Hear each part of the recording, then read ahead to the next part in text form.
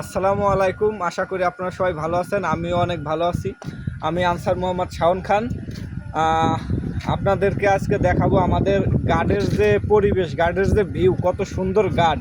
আমরা যেখানে থাকি এই জায়গাটা অনেক সুন্দর। ভাই আপনি তো দেখান যে আমাদের জায়গাটা কত সুন্দর জায়গা। এই যে ঘরগুলা দেখতেছেন, এইখানে হচ্ছে কোয়ার্টারে, এই সব কোয়ার্টারে লোকজন থাকে। আর সামনে একটা পুকুর আছে।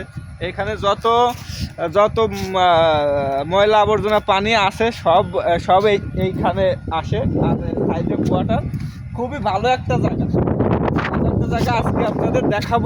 আজকে আপনাদের দেখাবো আমাদের ক্যাম্পটা কত সুন্দর, কত ভালো একটা ক্যাম্প, কত ভালো জায়গায় ক্যাম্প।